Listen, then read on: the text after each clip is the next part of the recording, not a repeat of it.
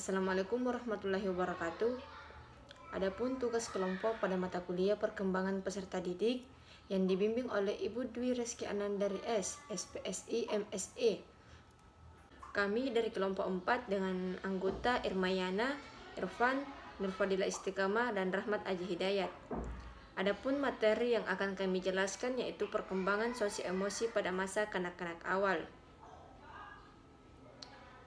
Adapun pokok pembahasan pada materi kelompok kami yaitu: pertama, pengertian masa kanak-kanak awal; 2, perkembangan emosi dan kepribadian; 3, pola asuh orang tua; 4, perlakuan yang salah pada anak; 5, hubungan saudara kandung dan urutan kelahiran; 6, isu-isu terkait keluarga di dalam masyarakat; dan yang terakhir, peran kawan sebaya, bermain, dan televisi dalam perkembangan anak.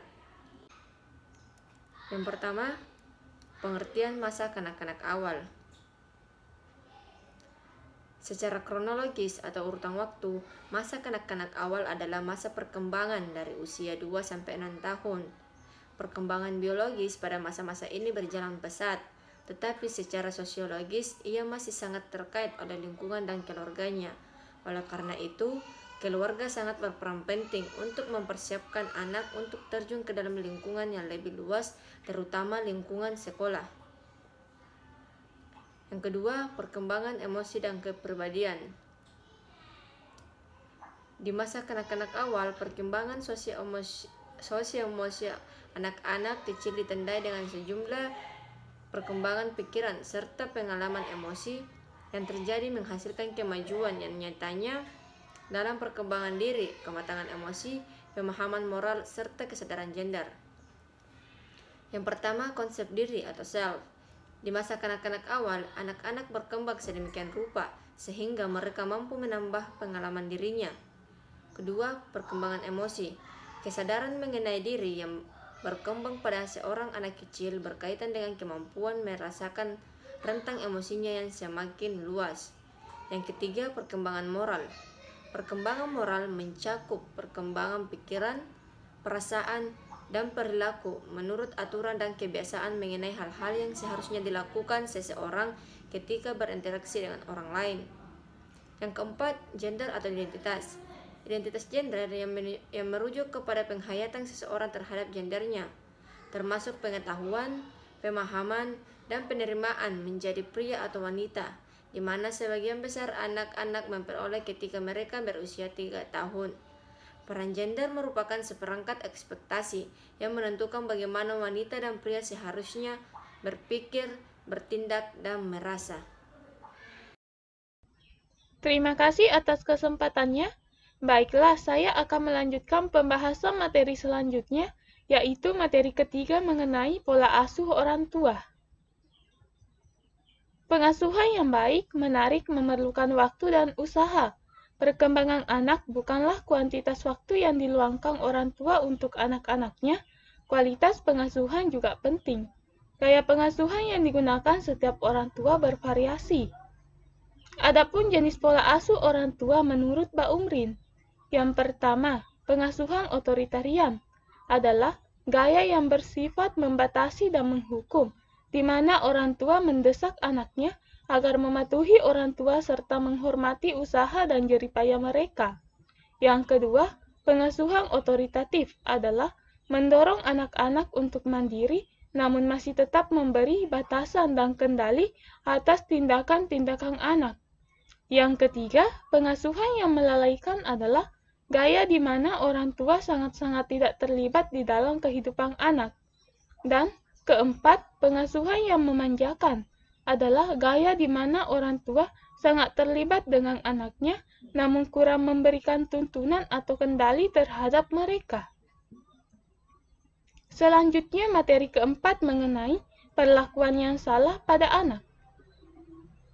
Banyak hukuman yang diberikan pada anak dengan tindak kekerasan yaitu pemukulan. Orang tua beranggapan ditandai oleh bahwa dengan memberikan hukuman dengan memukul salah satu cara untuk anak tersebut. Namun hukuman yang salah dapat mengakibatkan perkembangan sosio-emosi pada anak menjadi buruk.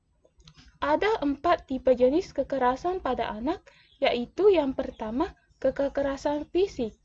yang ditandai dengan penderitaan cedera fisik yang disebabkan oleh pukulan, hantaman, tendangan, tusukan, atau hal-hal lain yang melukai anak. Yang kedua, pengabaian, yang ditandai oleh kegagalan untuk menyediakan kebutuhan dasar anak. Yang ketiga, kekerasan seksual, yang ditandai oleh mengusap genital anak, hubungan intim, perkosaan, sodomi, eksploitasi yang bersifat komersial melalui prostitusi atau memproduksi materi-materi pornografi.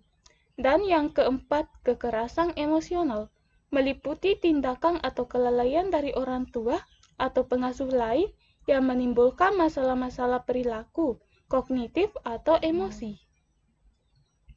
Selanjutnya, materi kelima, mengenai hubungan saudara kandung dan hubungan keturunan.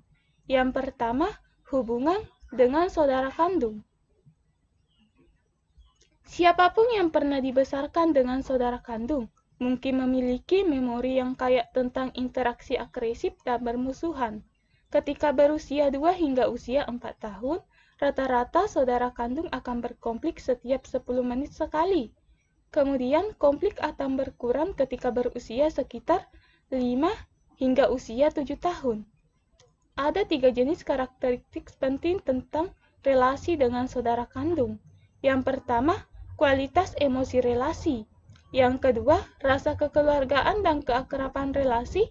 Dan yang ketiga, variasi dalam relasi dengan saudara kandung. Yang kedua, urutan kelahiran. Kedudukan seorang anak sebagai saudara yang lebih tua atau lebih muda berkaitan dengan perkembangan sejumlah karakteristik kepribadian. Sebagai contoh, peneliti terbaru menyimpulkan bahwa anak pertama adalah anak yang paling pandai, berhasil, dan berhati-hati, sementara adik-adiknya adalah anak pembangkang, liberal, dan mudah setuju. Selanjutnya, materi keenam mengenai isu-isu terkait keluarga di dalam masyarakat. Lebih dari sekedar variasi jumlah saudara kandung, keluarga di mana anak-anak dibesarkan berbeda-beda dalam banyak hal yang penting. Dalam kehidupan bermasyarakat, banyak perbedaan antara keluarga yang lainnya. Setiap keluarga memiliki karakter orang tua yang berbeda-beda. Pada keluarga-keluarga dengan 2 orang tua, anak-anak bisa saja tinggal di dalam keluarga dengan kedua orang tua bekerja, orang tua yang pernah bercerai, atau orang tua gay atau lesbian. Selanjutnya, materi ketujuh mengenai peran kawan sebaya, bermain, dan televisi dalam perkembangan anak. Keluarga merupakan sebuah konteks sosial yang penting bagi perkembangan anak-anak. Meskipun demikian, perkembangan anak-anak juga dipengaruhi oleh hal-hal yang berlangsung di konteks sosial lain, seperti di dalam kelompok sebaya dan ketika anak-anak bermain atau menonton televisi. Itulah pemaparan materi dari saya.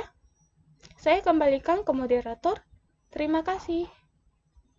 Kesimpulan dari materi kami yaitu perkembangan emosi dan kepribadian di masa kanak-kanak awal berasal dari diri. Perkembangan emosi, perkembangan moral, dan gender. Semua itu sangat mempengaruhi perkembangan anak-anak dari dalam dirinya sendiri. Emosi anak-anak kecil meluas seiring dengan meningkatnya pengalaman emosi sadar diri seperti bangga, malu, dan rasa bersalah. Perkembangan moral melibatkan pikiran, perasaan, dan tindakan dalam mempertimbangkan peraturan mengenai apa yang harus dilakukan ketika berinteraksi dengan orang lain. Sedangkan peran gender dalam anak-anak adalah menentukan bagaimana seorang pria dan wanita seharusnya berpikir, bertindak, dan merasa. Terima kasih, itu yang bisa kami sampaikan. Kurang dan lebihnya mohon dimaafkan. Wabillahi taufiq wal hidayah. Wassalamualaikum warahmatullahi wabarakatuh.